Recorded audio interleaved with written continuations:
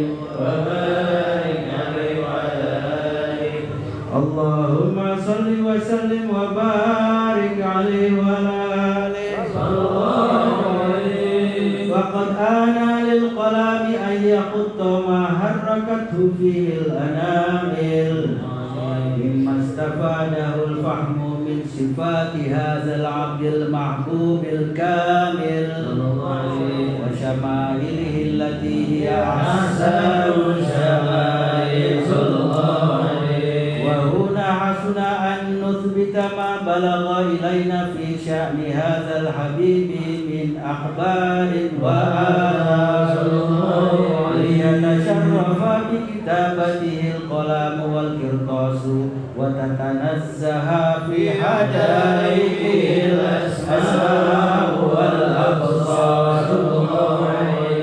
وقد بلغنا في الأحاديث المشهورة أن أول شيء خلقه الله هو النور المودع في هذه السورة. فنور هذا الحبيب أول مخلوق برز في العالم ومنه تفرع الوجود خلقا بعد خلق فيما حدث وما قال صلى الله عليه. وقد أخرج عبد الرزاق بسنده عن جابر بن عبد الله الأنصاري رضي الله عنهما قال قلت يا رسول الله بأبي وأمي أخبرني عن أول شيء خلقه الله قبل الأشياء.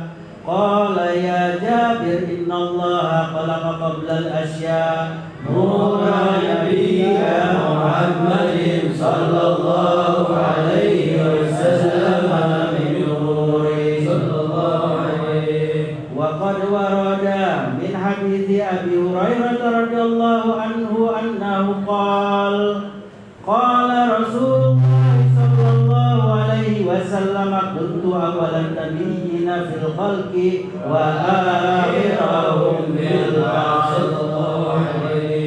وقد تعددت الرواية بأنه أول الخلق وجودا وأشرفهم مولودا.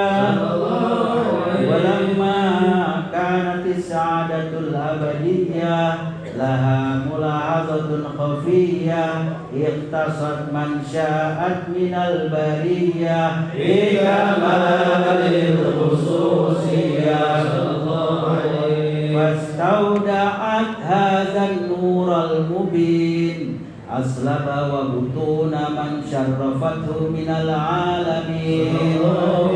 فتنقل هذا النور من صلب آدم ونوح وإبراهيم حتى أوصلته يد العلم القديم إلى من خصصته بالتكريم أبيه الكريم عبد الله بن عبد المطلب بالقدر العظيم وأمه التي هي في المخاوف آمنة السيدة الكريمة آمنة.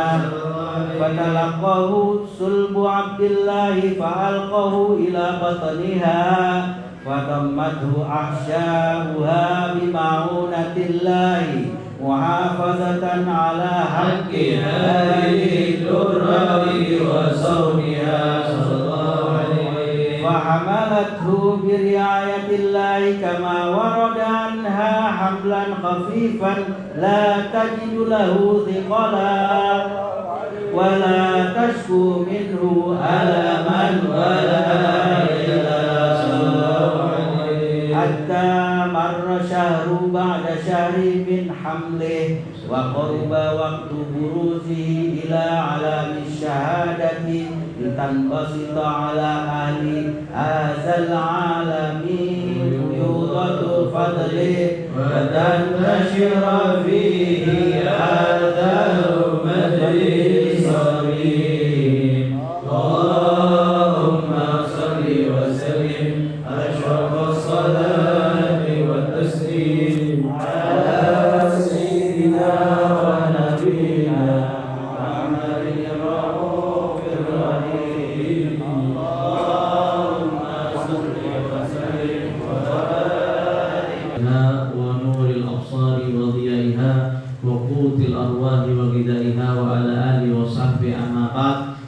nawaitu ta'alluma wa ta'lim wa tadhakkura wa tadhkir wa nafa' wal intifa' wal ibadah wal istifadah wal hatta ala tamassuki bi kitabillahi ta'ala wa sunnati rasulih sallallahu alaihi wasallam wa du'a ila al-huda wa dalalata ala al-khair ibtigha' mardatillah thawabi qurbi subhanahu wa ta'ala. Alhamdulillah, segala puji bagi Allah subhanahu wa ta'ala yang telah menjadikan kita termasuk yang bergembira dengan hari lahirnya Nabi Muhammad sallallahu alaihi wasallam. Dan tidak semua orang bergembira, tidak semua orang merayakan, akan tapi hanya yang diberi taufik oleh Allah Subhanahu wa taala untuk yang merayakan, untuk yang mencintai Nabi Muhammad sallallahu alaihi wasallam. Bahwasanya seorang yang mencintai Nabi, yang menyebutkan sifat-sifat Nabi, yang selalu senantiasa mengagungkan Nabi, maka termasuk yang Allah banggakan di hadapan para malaikatnya. Sehingga diriwayatkan bahwasanya Rasulullah SAW datang ke salah satu halaqah perkumpulan, sahabat kumpul. Maka Rasulullah SAW bertanya kepada mereka, ya sahabatku, apa yang sedang kalian kerjakan? Maka sahabat ini mengatakan, ya Rasulullah, kami kumpul untuk berdoa kepada Allah Subhanahu wa taala, dan juga kami bersyukur kepada Allah Subhanahu wa taala, dan juga kami bersyukur karena Allah Subhanahu wa taala telah memberikan kami karunia yang besar dengan diutusnya Engkau di tengah-tengah kami. Maka Nabi Muhammad sallallahu alaihi wasallam itu memastikan lagi, apakah kalian ini tidak duduk hanya kecuali karena ini? Maka mereka semuanya menjawab, ya Rasulullah, kami tidak duduk kecuali hanya untuk berdoa. Kami tidak duduk kecuali kami bersyukur atas nikmat-nikmat yang Allah Subhanahu wa taala berikan kepada kami. Dan juga salah satunya kami bersyukur karena Engkau telah diutus di tengah-tengah kami. Maka Nabi Muhammad SAW menjawab, aku memastikan bukan karena aku itu ragu kepadamu, akan tetapi aku ingin memberitahu bahwasanya Allah Subhanahu wa taala telah membanggakan kalian di hadapan para malaikat-malaikatnya. Dan kita duduk di sini tidak lain dan tidak bukan sedang memperingati daripada Maulid Nabi Muhammad SAW. Yang kita baca ini yang ditulis oleh Habib Ali bin Muhammad Al-Habsyi berkaitan tentang sirah Nabi Muhammad SAW, berkaitan tentang keagungan Nabi Muhammad SAW, dan kita bersyukur termasuk yang dijadikan oleh Allah Subhanahu wa taala yang mengagungkan Nabi Muhammad sallallahu alaihi wasallam. Sehingga Sayyidina Ali bin Muhammad Al-Habsyi beliau mengatakan, tidak ada perkumpulan yang indah, yang agung seperti perkumpulan membaca sejarah Nabi Muhammad sallallahu alaihi wasallam, di mana segala dosa bakal diampuni oleh Allah Subhanahu wa taala, dan ini waktu untuk kita bertobat kepada Allah Subhanahu wa taala. Dan kita lihat bagaimana para sahabat ini langsung kumpul sama Nabi langsung.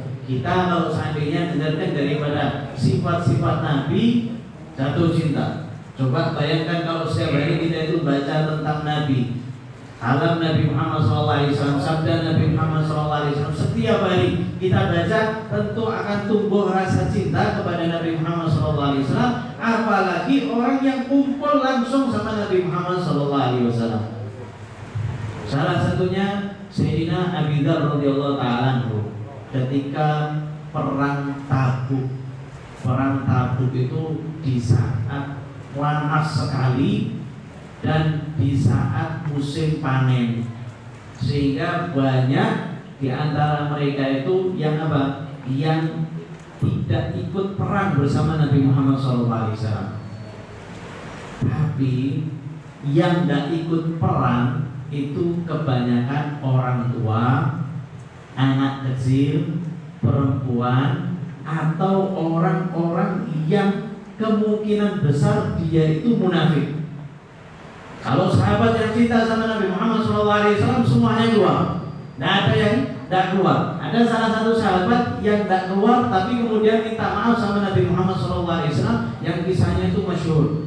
Akan tapi yang tidak keluar itu orang-orang yang tertuduh kemungkinan besar dia munafik. Ya, karena mereka apa? Mereka tidak mau panas-panasan. Mereka kepingin apa? Panen. Mereka kepingin enak-enakan. Akan tapi sahabat Nabi Muhammad SAW semuanya berangkat. Sehingga ketika perang Tabuk ini beberapa sahabat mengabarkan kepada Nabi Muhammad SAW, ya Rasulullah, ada fulan dia tidak ikut berangkat. Apa kata Nabi Muhammad SAW? Beliau selalu mengulang-ulangi ini ketika beliau mendengar orang-orang yang tidak berangkat ke perang Tabuk. Rasulullah SAW mengatakan, kalau seandainya mereka itu ada baiknya, kalau seandainya mereka itu baik, maka Allah Subhanahu Wa Taala akan menggeret mereka sehingga mereka ini nanti kumpul bersama kita ketika perang Tabuk. Ini ucapan daripada Nabi Muhammad SAW. Jadi kalau seandainya kita ada baiknya, kita bakal digeret oleh Allah Subhanahu Wa Taala ke perkumpulan-perkumpulan yang baik. Kalau seandainya kita ini termasuk yang diinginkan baik oleh Allah Subhanahu Wa Taala, maka kita termasuk yang diberi ilmu oleh Allah Subhanahu Wa Taala. Sampai Nabi Muhammad SAW mengatakan, barang siapa yang diinginkan baik oleh Allah, maka Allah Subhanahu Wa Taala akan memberikan dia pemahaman tentang agama. Dari sini saja kita paham bahwasanya semuanya itu kembali kepada Allah Subhanahu Wa Taala. Setiap ada sahabat yang mengatakan, ya Rasulullah, fulan tidak berangkat, ya Rasulullah, fulan tidak berangkat, maka Rasulullah SAW tetap mengatakan, kalau seandainya dia ada baiknya, maka Allah Subhanahu Wa Taala akan menggabungkan dia bersama kita. Tapi kalau seandainya dia tidak ada baiknya, maka Allah Subhanahu Wa Taala sudah membebaskan kita dari mereka. Karena biasanya kalau seandainya itu orang-orang yang buruk, biasanya dia itu gebosi ketika perang.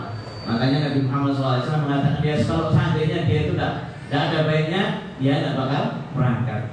Kemudian Rasulullah SAW dikatakan kepada Nabi, ya Rasulullah, Abi Dzar itu dia naik unta dan untanya itu lewet. Untanya itu jalannya pelan, sehingga Abu Dzar termasuk yang terlambat. Ya. Kata Nabi Muhammad SAW, ucapannya sama. Kalau seandainya dia itu baik, maka dikumpulkan bersama kita. Kalau seandainya tidak baik, Allah Subhanahu Wa Taala akan meninggalkannya. Ya. Maka Sayyidina Abu Dzar radhiyallahu taala anhu dari saking gregetan sama untanya, pegel sama untanya. Untanya sudah tua, makanya disebut ba'ir, yaitu unta yang sudah 5 tahun ke atas, sudah tua. Ya, dipacu ya tetap tidak jalan. Sehingga Sayyidina Abu Dzar ini marah sama untanya. Akhirnya apa yang dikerjakan oleh Sayyidina Abu Dzar? Ini kalau bukan karena cinta, tidak ada orang yang mampu seperti Sayyidina Abu Dzar. Beliau turunkan semua barangnya, beliau pikul, tinggalkan untanya jalan di musim panas.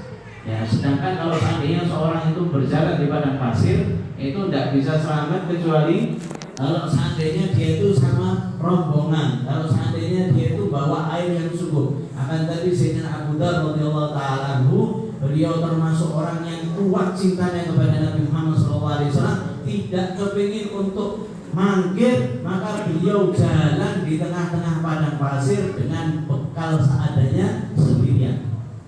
Ya, terbayangkan. Ya, kalau bukan karena rasa cinta kepada Nabi Muhammad SAW, maka tidak akan mampu.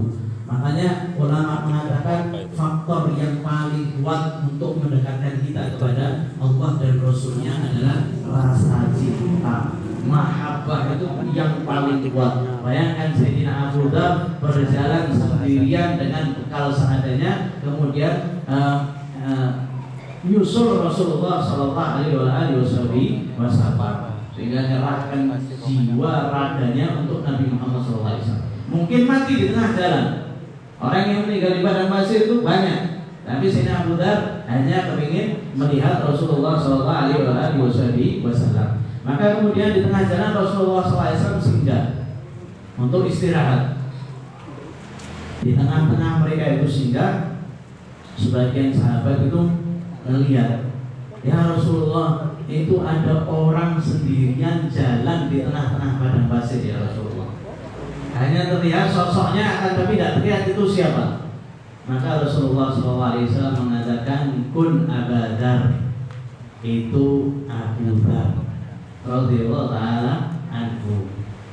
Maka kemudian Abu Dzar ini muncul dan para sahabat kaget. Para sahabat mengatakan, "Ya Rasulullah, demi Allah itu adalah Abu Dzar Al-Ghifari."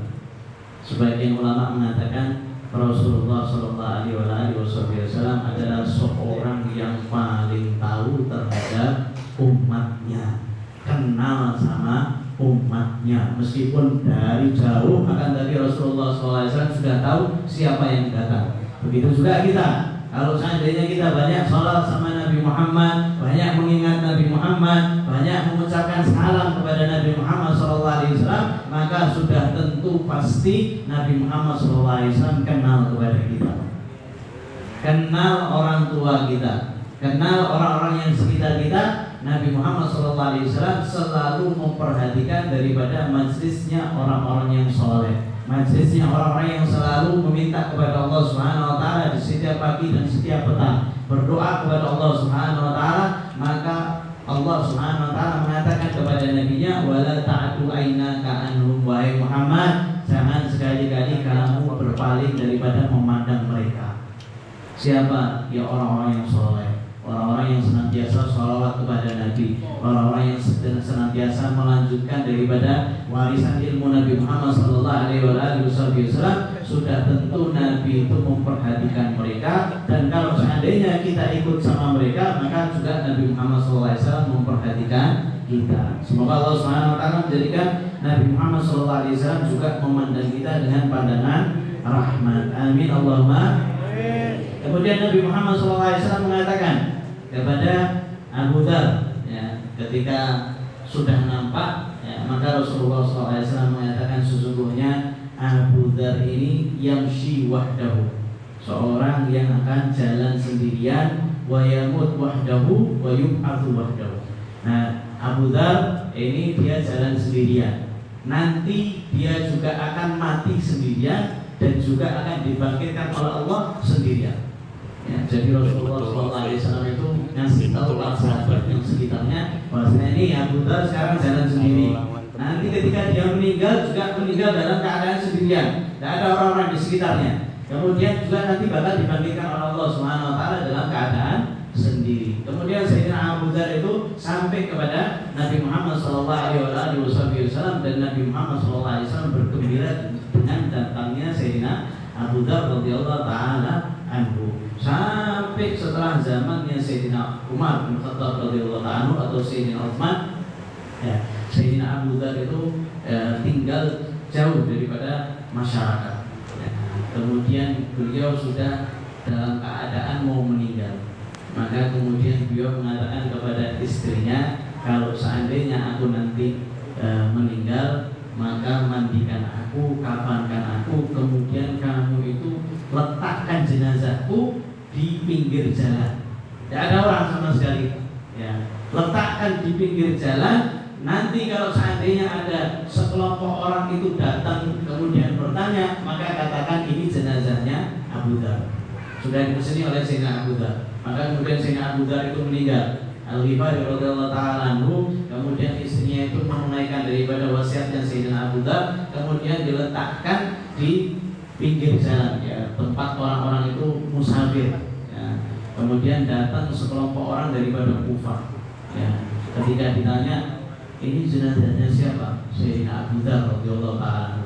Maka seketika itu di tengah-tengah mereka ada Abdullah bin Mas'ud, sahabat Nabi Muhammad SAW yang terkenal alim luar biasa. Maka seketika itu Sayyidina Abdullah bin Mas'ud nangis ketika mendengar kabar bahwasanya ini adalah jenazahnya Sayyidina Abu Dzar radhiyallahu ta'ala anhu. Maka Sayyidina Abdullah bin Mas'ud beliau mengatakan, betul apa yang dikatakan oleh Nabi Muhammad SAW bahwasanya Abu Dzar nanti bakal meninggal dalam keadaan sendirian. Ya, maka kemudian Abdullah bin Mas'ud yang kemudian mengurus jenazahnya Sayyidina Abu Dzar Al-Ghifari radhiyallahu ta'ala anhu, beliau yang mensolati, kemudian kemudian beliau yang menguburkan jenazah Sayyidina Abu Dzar radhiyallahu taala anhu. Dari sini kita tahu bahwasanya Rasulullah SAW betul-betul tahu daripada umatnya, tahu betul-betul apa yang terjadi, tahu apa yang bakal terjadi juga Rasulullah SAW itu juga bakal tahu. Ini termasuk salah satu cintanya Sayyidina Abu Dzar kepada Nabi Muhammad Sallallahu Alaihi Wasallam. Dan ada lagi yang mirip dengan Sayyidina Abu Dzar radhiyallahu taala anhu, juga di perang Tabuk. Ya, perang Tabuk dalam keadaan apa? Dalam keadaan musim panas.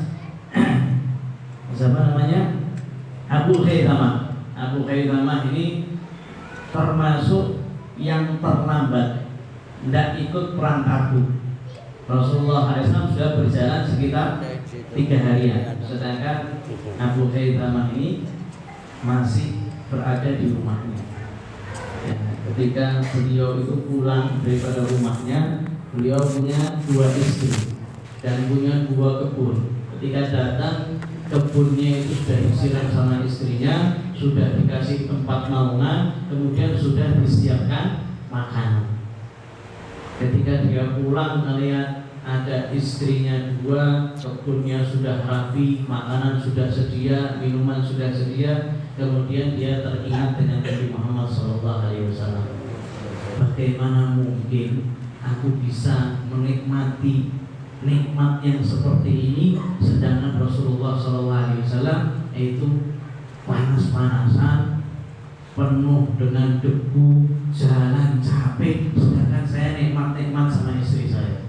Sedangkan saya itu senang-senang dengan makanan, sedangkan saya itu nyaman dengan naungan yang enak. Maka Abu Khaisamah mengatakan, sesungguhnya saya tidak akan masuk ke rumah ini. Kemudian mengatakan kepada istri-istrinya, siapkan bekal, saya mau berangkat nyusul Rasulullah SAW. Maka istri-istrinya kemudian mempersiapkan bekalnya, kemudian langsung berangkat juga sendirian. Sudah perjalanan 3 hari. Akan tapi masih apa? Masih mending, masih lebih parah Sayyidina Abu Dzar jalan kaki. Kalau ini berkendara kemudian ada bekalnya, ya. Tapi beliau itu teringat Rasulullah SAW, tidak ridho kalau seandainya Rasulullah SAW capek sedangkan dia enak-enakan di rumah, meskipun sudah terlambat. Ya. Akhirnya dia maju daripada untanya, kemudian berangkat. Kemudian di tengah orang ketemu sahabat. Salah satu sahabat yang juga berangkat sendiri. Ya, jadi mereka itu berani mengorbankan jiwanya untuk Rasulullah SAW. Kalau sudah cinta, itu korbankan jiwanya. Kemudian mereka itu akhirnya sudah dekat. Ya, sahabat yang lain kemudian mengatakan kepada Rasulullah, ya Rasulullah, ini ada rombongan. Ya, ada 2 orang yang datang ya Rasulullah. Maka Rasulullah SAW mengatakan, pun Abu Khaisamah. Ya, itu kayaknya Abu Khaisamah. Rasulullah SAW sudah tahu. Ya, Abu Khaisamah kemudian mengatakan kepada sahabatnya yang lain, mengatakan, kamu coba agak mundur sedikit karena saya ini ada dosa, saya ada kesalahan, saya ingin ngomong sama Nabi Muhammad SAW sendiri. Ya, dia ngerasa bahwasanya dia terlambat itu sebagai dosa karena sudah tidak mengikuti Nabi Muhammad SAW. Ketika dia datang, kemudian sahabat mengatakan, ya Rasulullah, demi Allah itu Abu Khaisamah. Maka Abu Khaisamah itu datang kepada Nabi Muhammad SAW. Maka Nabi Muhammad SAW mengatakan, wahai Abu Khaisamah, untung kamu itu datang, karena sesungguhnya hampir kamu itu celaka. Kalau seandainya kamu itu tidak berangkat, maka kamu termasuk orang yang celaka. Ya, ini ceritanya para sahabat yang betul-betul cinta kepada Nabi Muhammad Sallallahu Alaihi Wasallam. Dari sini kita tahu bahwasanya terkadang memang seseorang itu apa? Terjatuh ke dalam kesalahan. Tapi kalau seorang mukmin, kalau dia jatuh ke kesalahan, kesalahan itu membuat dia itu betul-betul kembali lagi kepada Allah Subhanahu Wa Taala. Jadi dia sudah terlambat 3 hari, akan tapi dia kerahkan seluruh jiwa, raganya, hartanya untuk berangkat kepada Nabi Muhammad SAW sendirian. begitu juga orang mukmin. Orang mukmin itu kalau seandainya dia terjatuh ke dalam maksiat, terjatuh ke dalam kesalahan, kemudian dia ingat kepada Allah Subhanahu wa taala, setelah itu dia lebih giat daripada sebelumnya. Sampai Abu Umar beliau mengatakan terkadang kesalahan itu menjadi salah satu pintu seseorang itu mendekat, melesat kepada Allah Subhanahu wa taala. Ini orang mukmin. Makanya jangan suudzon. Makanya jangan ngomong yang enggak. Melihat orang terjatuh ke dalam maksiat, ini orang neraka. Oh, ini orang enggak ada baiknya. Saya pernah lihat dia itu maksiat ini. Padahal enggak tahu, mungkin setelah dia jatuh ke dalam maksiat kemudian dia ingat kepada Allah Subhanahu wa taala, sebab daripada maksiat tersebut dia malu kepada Allah Subhanahu wa taala, kemudian dia betul-betul kembali kepada Allah Subhanahu wa taala. Dan biasanya itu kalau orang sudah seperti itu, dia melesat menujunya kepada Allah Subhanahu wa taala lebih kuat daripada sebelumnya. Ini adalah mukmin. Bahkan ketika kesalahan pun itu menjadi salah satu pintu untuk menuju kepada Allah Subhanahu wa taala. Semoga Allah Subhanahu wa taala menjadikan kita termasuk yang cinta kepada Nabi Muhammad SAW, yang gembira kepada Nabi Muhammad SAW, dijadikan kita termasuk yang dipandang oleh Nabi Muhammad SAW, dipandang oleh para salafus saleh, dijadikan kita termasuk yang membaca sejarah Nabi Muhammad SAW sehingga timbul rasa cinta kepada Nabi Muhammad SAW. Semoga Allah Subhanahu wa taala menjadikan cinta kita ini cinta yang betul-betul kepada Nabi Muhammad SAW, sehingga mengorbankan daripada harta kita, jiwa kita, raga kita untuk Nabi Muhammad SAW. Dan semoga Allah Subhanahu wa taala menjadikan kita termasuk nanti yang dikumpulkan bersama Nabi Muhammad SAW bersama sahabat-sahabat kiram. Dan semoga Allah Subhanahu wa taala mengakhiri usia kita dalam keadaan husnul khatimah. Mudah-mudahan ada ilahi Allah ila syafaatil maut. Ya Allah biha ya Allah biha ya Allah husnul khatimah. Ya Allah biha ya Allah biha ya Allah husnul khatimah. Ya Allah biha ya Allah biha ya Allah husnul khatimah. Sallallahu alaihi wasallam Muhammadin nabi wa ala alihi wasallam. Walhamdulillahirabbil alamin.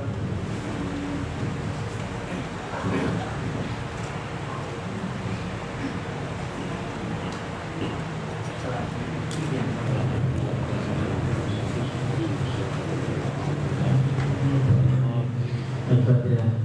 Ya Bismillah Allah Bismillah wa hamdalah khususan Sayyidul Wali Nabi sallallahu alaihi wasallam wa akhirah wa ibus wa sayyid Nabi Hasan Rasul wa ibus wa ibus wa ibus wa sayyid wa ibus wa asabirati wa ibus wa ibus wa Hasan wa Khadijah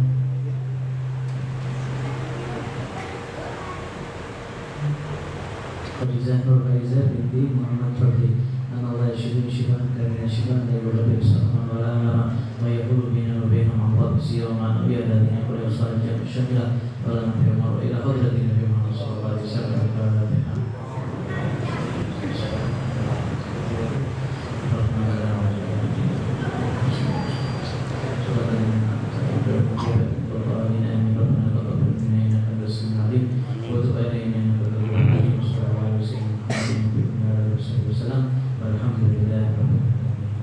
Alhamdulillah, sebelum kita tutup majelis kali ini ada sedikit pengumuman bahwasanya kita di majelis Alinaba, di majelis itu kita mengadakan taklim setiap habis subuh mulai jam 5, baca zikir subuh bareng, kemudian nanti baca 2 kitab yang mulai